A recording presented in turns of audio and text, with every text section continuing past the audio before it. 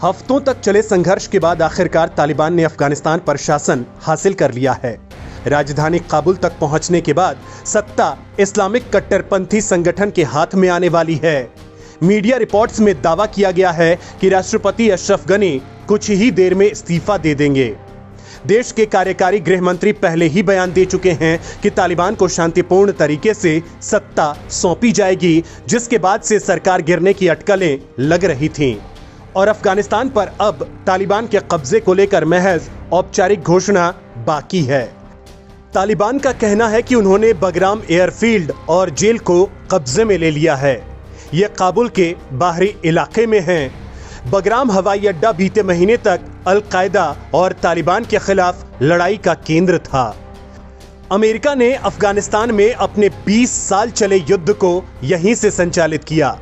बीते महीने अमेरिकी सैनिक रातों रात इस अड्डे को छोड़ गए थे। दिसंबर 2001 में अमेरिका के नेतृत्व में नाटो सैनिक काबुल पहुंचे थे। बगराम को एक विशाल हवाई अड्डे के रूप में विकसित किया गया था, जिसमें एक समय में 10,000 तक सैनिक रह सकते थे।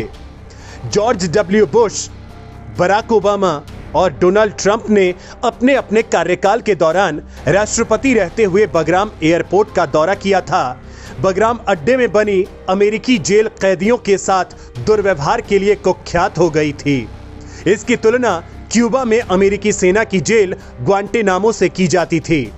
इस जेल को अमेरिका ने बनाया था, लेकिन साल 2013 में इसे अफगानिस्तान को सौंप दिया गया था। तालिबानी लड़ाके आज पहले राजधानी काबुल में चारों तरफ से घुस गए। उनका आतंक देख अमेरिकी दूतावास के अधिकारी मौके से भाग खड़े हुए। कुछ को हेलीकॉप्टर से एयरलिफ्ट किया गया।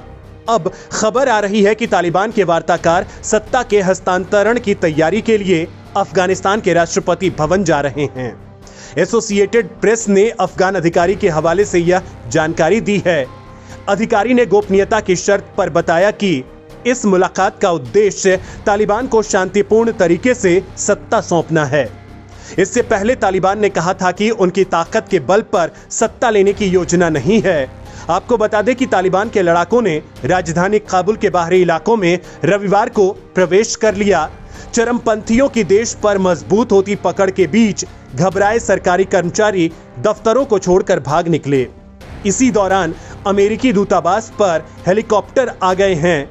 अफगानिस्तान के 3 अधिकारियों ने एसोसिएटेड प्रेस को बताया कि तालिबान ने राजधानी काबुल के बाहरी इलाकों में रविवार को प्रवेश कर लिया है। अधिकारियों ने बताया कि तालिबान के लड़ाके कलाकान, काराबाग और पघमान जिलों में मौजूद हैं। चरमपंथियों ने इससे पहले जलालाबाद पर कब्जा किया था।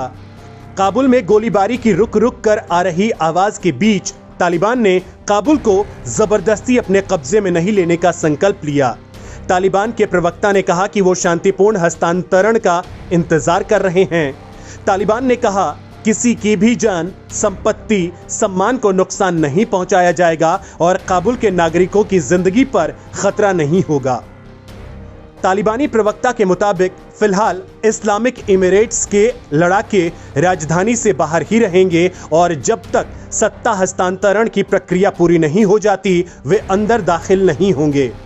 इस दौरान काबुल की सुरक्षा की जिम्मेदारी अफगान सरकार के हाथ है। दूसरी ओर ब्लूमबर्ग की रिपोर्ट में राष्ट्रपति अशरफ गनी के कार्यालय के हवाले से दावा किया गया है कि काबुल पर राष्ट्रीय सुरक्षा बल का नियंत्रण है और लोगों को चिंता की जरूरत नहीं है। राष्ट्रपति अशरफ गनी के चीफ ऑफ स्टाफ ने अपने ट्विटर अकाउंट पर लोगों से अपील की है कि परेशान न हो, कोई चिंता की बात नहीं है और काबुल में स्थिति नियंत्रण में है। कार्यकारी गृह मंत्री अब्दुल सत्तार मिरकाजवाल ने कहा कि काबुल पर हमला नहीं होगा और सत्ता हस्तांतरण शांतिपूर्ण तरीके से होगा। उन्होंने कहा कि शहर की सुरक्षा सुनिश्चित की जाएगी। मीडिया रिपोर्ट्स के मुताबिक तालिबान का दावा है कि सभी नागरिकों का ध्यान रखा जाएगा और उन्हें कोई नुकसान नहीं पहुंचाया जाएगा। उन्होंने यहां तक कहा कि सेना को भी जवाब नहीं दिया जाएगा। तालिबान के प्रवक्ता ने अपने बयान में सबको माफ करने की बात कही है, लेकिन लोगों को सलाह दी है कि अपने घरों में ही रहें।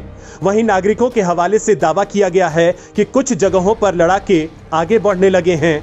इससे पहले देखा गया था कि जलालाबाद पर तालिबान के कब्जे के साथ ही अमेरिकी दूतावास में हलचल तेज हो गई थी। अमेरिकी दूतावास के निकट राजनयिकों के बख्तरबंद SUV वाहन निकलते दिखे और इनके साथ ही विमानों की लगातार आवाजाही भी देखी गई। यह भी खबरें सामने आई हैं कि अधिकारियों ने यहां संवेदनशील दस्तावेज जलाने शुरू कर दिए। चेक गणराज्य ने भी अपने दूतावास से अफगान कर्मियों को निकालने की योजना को मंजूरी दे दी है। इससे पहले उसने अपने राजनयिकों को काबुल अंतर्राष्ट्रीय हवाई अड्डा पहुंचा दिया। वहीं ब्रिटेन और अमेरिका के सैनिकों ने अपनी सरकारों के एक्शन पर नाराजगी जाहिर की है। उन्होंने सवाल किया है कि इतने साल तक युद्ध में उनके साथियों की जान बलिदान करने के बाद अब इस तरह देश को तालिबान के हाथ में छोड़कर वापसी कैसे की जा सकती है।